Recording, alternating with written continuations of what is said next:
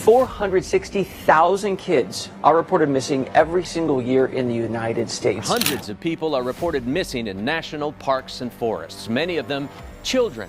And most are eventually found, whether dead or alive.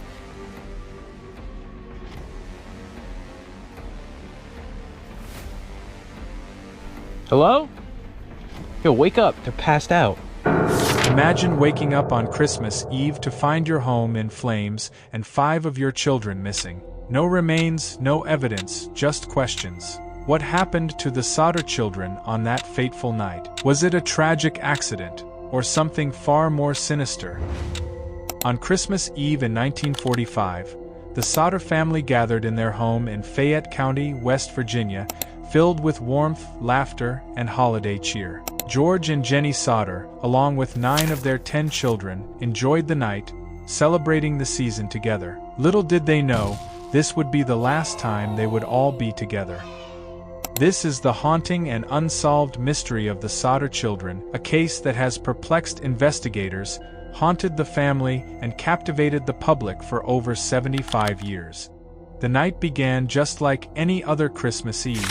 Maurice, the eldest of the younger children, asked his parents if he and his siblings, Martha, Louis, Jenny, and Betty, could stay up a little longer to play with their new Christmas toys. The children promised they'd complete their chores before heading to bed, so George and Jenny agreed. It was past midnight when Jenny, the children's mother, was abruptly awakened by a ringing phone. She answered it, only to hear the voice of a woman on the other end, laughing. The stranger asked for someone Jenny didn't know, and when Jenny told her she had the wrong number, the caller let out a strange laugh and hung up. Shaken, Jenny thought it was just a prank call, yet the unease lingered. Before returning to bed, she noticed something odd. The lights in the house were still on, the shades were up, and the doors were unlocked. She found it strange, but assumed the children had simply forgotten in their excitement. Jenny returned to bed, but soon after, she was woken up again. This time, it was by a loud noise coming from the roof. Something heavy seemed to roll across the rooftop, and then silence. Disturbed, but unsure of what to do, Jenny lay there, trying to fall back asleep. At approximately 1:30 a.m., her worst fears came true. Jenny noticed the smell of smoke. She jumped out of bed, rushed into the hallway, and saw flames rising through the house. Panic set in as she screamed for George and the children to get out. In the chaos, George, Jenny, and some of the children managed to escape the burning house. Sylvia, the youngest child, was carried outside, along with 2 of the older boys. But as they reached safety, horror dawned on George and Jenny. 5 of their children were still inside: Maurice, Martha, Louis, Jenny, and Betty. George's immediate thought was to rescue them, but fate seemed determined to prevent him. George tried to reach the upstairs bedrooms by climbing the ladder that always stood beside the house, but it was mysteriously missing. Desperate, he attempted to use his coal truck to climb up to the second-floor window, but despite working perfectly the day before, the truck wouldn't start. With no other option, George and Jenny could only watch in helpless agony as their home burned to the ground, collapsing within 45 minutes. When the fire department finally arrived, several hours later, the initial report blamed faulty wiring. Investigators combed through the ashes, yet no trace of the missing children's remains could be found. Some reports claimed fragments of bones or organs were located, but later analysis identified these as unrelated. One turned out to be a piece of beef liver, deliberately placed in the ashes for reasons unknown. A coroner's jury ruled that the children had perished in the fire, yet George and Jenny couldn't accept this conclusion. The quick-burning nature of the fire, the lack of remains, and the series of strange events that night led them to a haunting belief: their children hadn't died in the fire.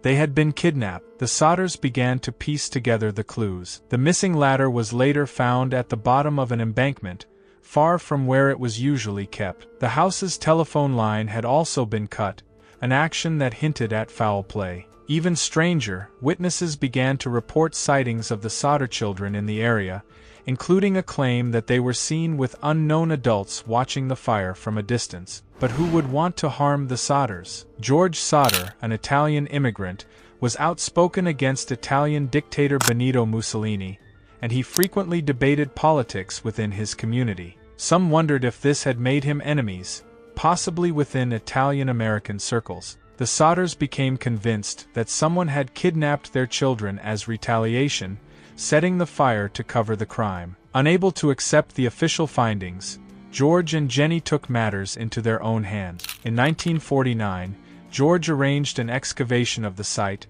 hoping to find any remains of his lost children. A pathologist assisting with the search unearthed only a few fragments of vertebrae, which were determined to be from someone older than any of the missing children. This deepened the mystery.